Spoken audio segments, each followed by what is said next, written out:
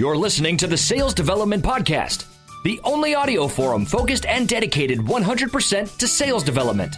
If you care about growing your skills and getting more new sales appointments, pipeline, and closed-won deals, you came to the right place. Subscribe to the show on YouTube, iTunes, or Spreaker, and be sure to go back and listen to all the episodes for the best strategies, tips, and tactics out there on running a high-performance sales development program. And now, your host, founder, and CEO of Tenbound at tenbound.com, David Delaney. CRM has been proven to limit sales reps' responsiveness, persistency, and cadence. It's a design flaw, and it's losing you deals. That is why today's sales leaders use sales engagement platforms like VanillaSoft. Check it out. Go to vanillasoft.com and start your free trial. Hello, everybody. Welcome to another edition of the Sales Development Podcast. I am on the line with an honored guest today. This is someone who I have admired in the business world for several years, and I'm so glad that she could finally join us here on the podcast. Ms. Carolyn Betts with Betts Recruiting. How are you today? I'm great, thank you. How are you? Oh my gosh. This is great because we go way back. I remember working with you first at Glassdoor back in the day when you were getting started and just seeing your amazing progress that you've made over the years. It's been awesome. So again, thanks for coming on the show. And, I'm just so excited if people have not heard about you and what you're doing that, we can dive into it. So let's do it. Well, thank you for having me. It's a pleasure to be here. And yes, always fun to catch up with you. Awesome. Okay, so we are talking recruiting today. This is one of the major players here in the Bay and all over the country, and I think all over the world now in recruiting, especially with sales development reps. So, Carolyn, how did you start in this industry and build this machine that you have created with Betts Recruiting?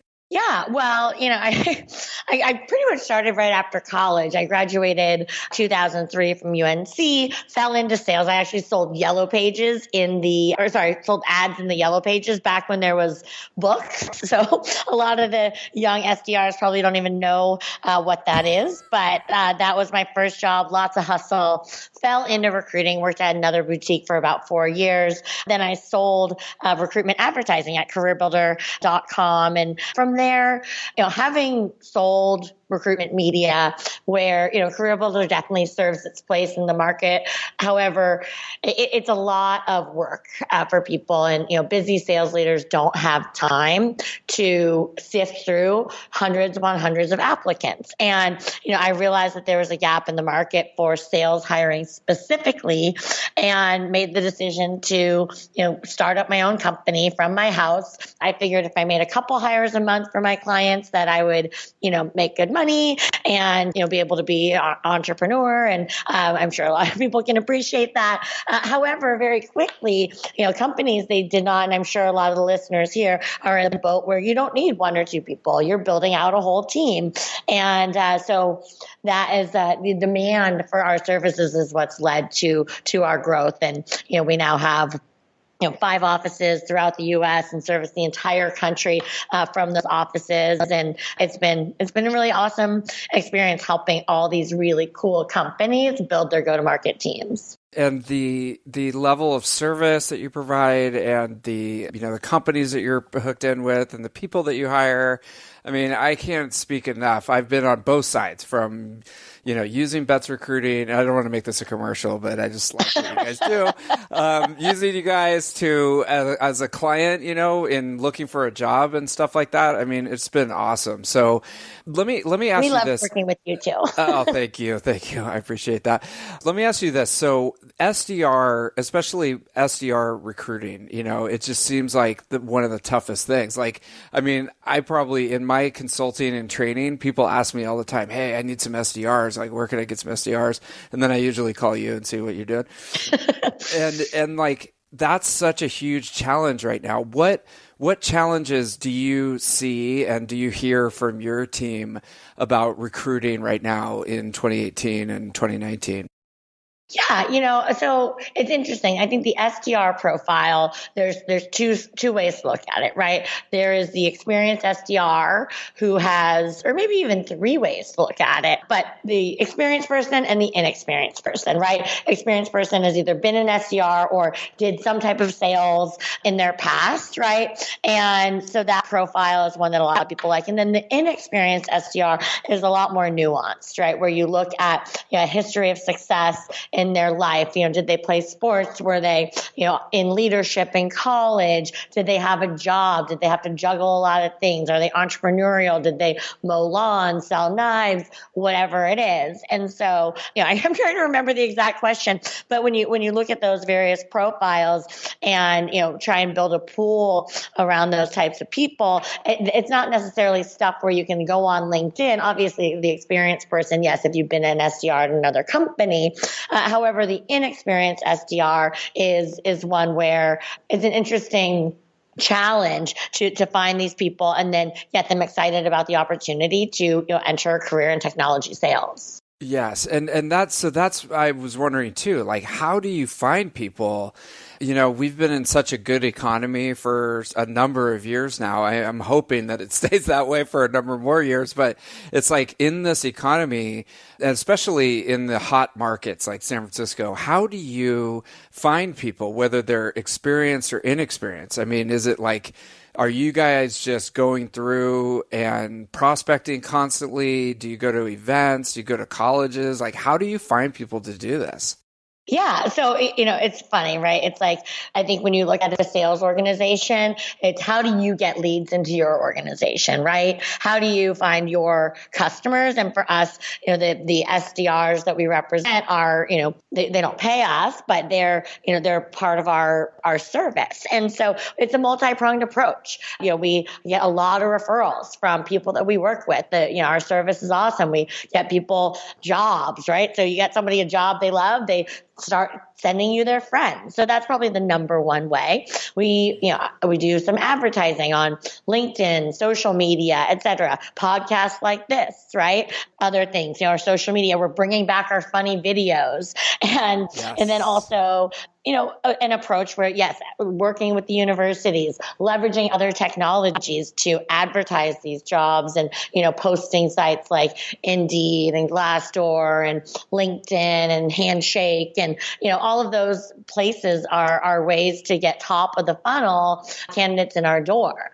And then, to take it one step further, for us, we want to get as many people in our door as possible to talk to you about what it looks like to be hosting events, our tech crawls in San Francisco and New York and our panels and our happy hours. And, it's a real big undertaking to get these, to get lots and lots of people because the demand is so high. And then just like any sales funnel, we need to make sure that they, first of all, really want to be an SDR. They understand what the job takes and, that they're going to show well to our clients and ultimately end up, being a great employee and somebody that hopefully can grow with that company for a long time.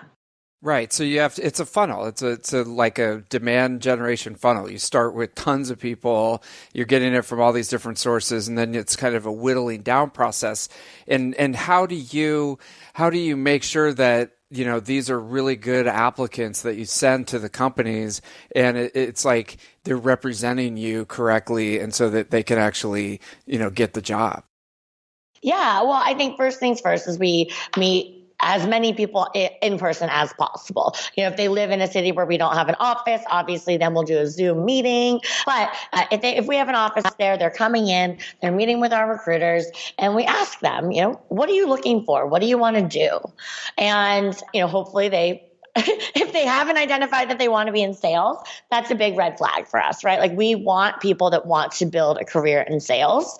And then, we ask additional questions, what size of company? What are you looking for? What are your, we kind of internally call it your 1, 2, 3s, which is basically, what are you looking for in your next opportunity? And then we match it up, right?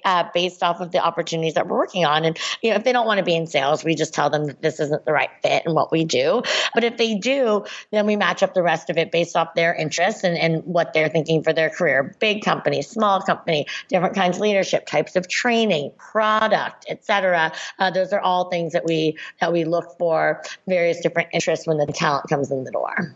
Okay. And then do you actually help them to prep, for the meeting and the interviews and all that? Like some people, if they're inexperienced, they don't really know even how to prepare for the meeting. Absolutely. And yeah, I mean, it really depends on our clients' wishes. Most of our clients like us to prepare people, right? They want people that are coachable. And so if we prep them and then they go in and they show well, that's a benefit to them. Some companies say, don't prep them. I want them to just see what they are without being prepped. And so obviously we take that. But yeah, the vast majority of our clients want us to prep people, and we do. Are you in sales, but you're not using a sales engagement tool? Then you're probably losing out on revenue because you are not engaging with prospects at the right time, with the right cadence, and with enough persistency. You need VanillaSoft. Start your free trial today. Go to vanillasoft.com. Okay, and then on the company side, if you're out there in the marketplace, like one objection that you might hear on working with recruiters is, I don't want to pay the recruiter, I'll do it myself. But I mean, with all this work that you're doing, like you said, the busy sales professional doesn't want to spend all this time, filling the funnel with all these people. How do you talk to companies when they're like, hey, I don't want to pay for this, I'll just do it myself? Yeah. Well, right. So it really depends on where you're at with the company, right? If you're the SDR leader and it's your first day and you don't have anyone on your team, I first things first, ping your network. That is so dumb if you don't, right? Sorry. I'm just going to do it myself. Yeah. Right. Well, so do that, right? Reach out to everyone that you know and say, hey, I'm hiring SDRs, and see what happens, right? And get those people in the door. But at some point, there's going to become, you can do this, right? Everything I just explained is not rocket science. It's top of the funnel stuff. And it really depends on that shift what is more valuable, right? The fee that you're paying to Bets Recruiting or your time. And initially, when you don't have a team, people aren't asking a million questions. You're not having to jump on demos. You're not listening to calls. You're not doing all the things that, sales leaders do. You have time to recruit. But eventually your bandwidth is going to be limited, and you're going to want to spend that time with your team and not sourcing candidates on your own. Right. And then you might look outside. And now on the company side, is it the same process that you go through as far as companies? And do you have to run the same funnel for finding companies that need help, or do they mostly come inbound? Yeah, I would say the majority comes inbound, right?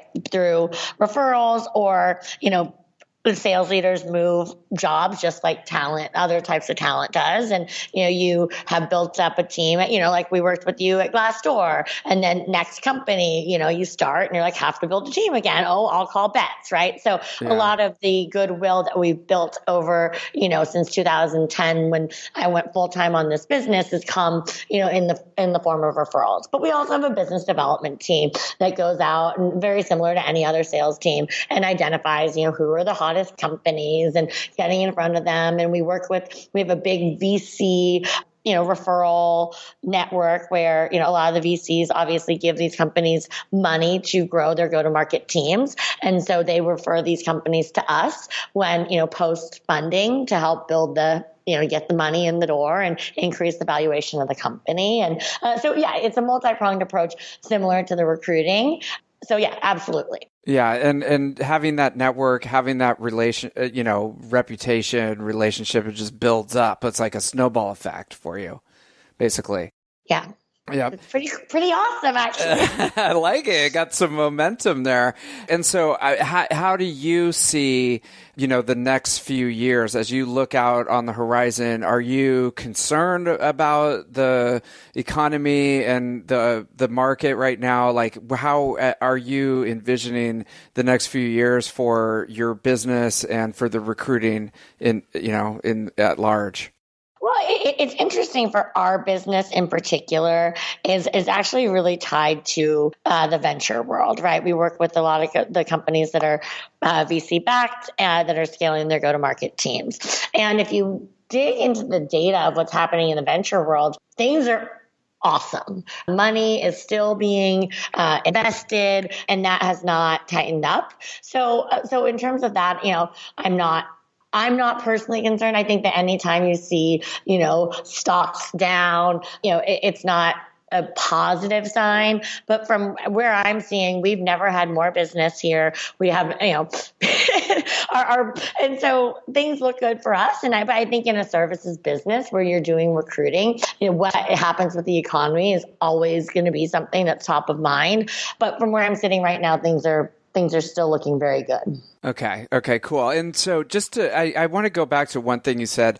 You had been an employee for a number of years working at different companies, and then you decided to strike out on your own. So, that's a big transition, right? From being an employee to being an entrepreneur. And I know it's a big topic, but are there some things that you can recall and maybe some lessons that you learned in making that transition from an employee to an entrepreneur? To be honest, the initial transition from employee to entrepreneur was pretty easy for me. My background was in sales. And when you're founder, early stage company, you're in sales, right? You're selling your company to people. The bigger transition for me was really scaling the organization, right? And going from being the best salesperson that I can be every day to being a leader and leading by example and delegating and creating repeatable process and, all the things that our clients are doing, building a company where, the way that I do business is a process, right? As opposed to, having to tell people all the time. So the bigger transition from me was actually more in scaling than in initially starting the company. Okay. And that's interesting. So how did you go about doing that? Did you have to sit down one day and just get all the stuff out of your head down on paper? Or was it like you finally just had to sit down and do it? Or was it sort of a gradual thing where you did it over time? It's still a work in progress every day. And, we are always retooling our playbook and figuring out the best way to do things. I believe in Kaizen, the principle of continuous improvement, and that we do that a lot here at Bets. And so, hiring a leadership team of people that have done this type of thing before was really game changing for me. I have a great VP of sales and VP of people and finance and a lot of data. And but the answer is it happened over time. I also am attending a business school, a 3-year program for, founders at Harvard Business School, which has helped me put a lot of these principles into practice in our company as well. Oh, wow. Okay. So continuous education, continuous improvement, and then bringing in expertise to help you, just all these things constantly moving forward, it seems. Exactly. Yep. And what advice, if there's someone out there and they're going, God, I want to be an entrepreneur, I want to be my own boss. It sounds like selling is really important. What advice would you give someone that's kind of thinking that that's the route that they want to go? Well, yeah. There's two things, right? And it's interesting because at Bets, we work with so many companies, and I see all the ones that are really successful, and I see some that aren't. And, we really get to see a lot of what's happening in the entrepreneurial ecosystem from where we sit here and helping build these teams. And, I think sales, you have to have a good product, right? If you don't have a good product, no matter how good your sales team is, you're only going to get so far before people stop buying what you're selling, right? So but the sales, given that you have a good product or a service and, product market fit, people need what you have, execution in sales, in my opinion, and which is why that's what we've gone all in as at our business at Bets is, building out these go-to-market organizations. If you don't have that, you don't have a company, in my opinion. Yeah, I mean, and do you see founders maybe that you work with that, or maybe you're not as connected with them, but they didn't come from a sales background, and so they're more product focused, and they're not as successful in sales, or did they usually bring in someone who can help them to be more successful in sales? Yeah, I mean, I think all the smart ones bring in somebody, right? most people aren't good at everything, and so if you're a genius at building, amazing products, then you bring in somebody who's great at sales, and then you get to focus on what you're passionate at and delegate the sales portion to somebody else who has experience doing it. Yeah, that's so wise, because I think that you can spend a lot of years like trying to get better at something that you're just terrible at. And you're just like, I have to be a perfectly rounded person that can do everything. But it's like, no, actually, you're probably really good at just like a couple of things, and the rest of it just outsource or, hire someone, right? Well, and human nature is to focus on the things that we're good at and that we like doing, right? Yeah. And so might as well give yourself a break and allow yourself to do that. Exactly. Well, that's great. And so, okay, so what do you have coming up? What are you excited about? I know today's your wedding anniversary. I know you're really excited about that. I Thank am. you for sharing. I hope you don't mind us sharing that. No, 3 years. So congratulations. It's not as long as most other people that I know at my age, but it's there. Right. And so I'm excited about that. I'm really excited for us about the end of the year. We're also in the process of building a technology platform. So that'll be coming out early next year to just make our service way more efficient. So stay tuned for that. And I think that's about it. I mean, just keep crushing it. Continuing to do great work for our clients and help people build their careers. Yeah. And, this is, like you said it perfectly. Hey, if you're out there and you're in sales development management or you're running one of these teams, yes, you can do this yourself, but it is a lot of work. I can tell you, you can get caught up in the whole recruiting phase because you have to get the best people on your team to be successful. But, if it comes to the point where you're just like, this is way too much, I would definitely look at Bets Recruiting. And again, like I'm a big supporter, but it can help you so much with the process of getting the best people in the door. And, Carolyn, I appreciate your time and sharing this with us. Well, thanks for having me, David. I really appreciate it. Yeah. All right. We'll talk soon. Okay. Thank you for listening to the Sales Development Podcast, the only audio forum 100% focused and dedicated to sales development, with your host, David Delaney. Please be sure to subscribe to the show on YouTube and take a moment to leave us a review on iTunes. Your support makes our show possible. If you are struggling with your sales development program, contact us at tenbound.com for a no-obligation exploratory call. Again, that's tenbound.com.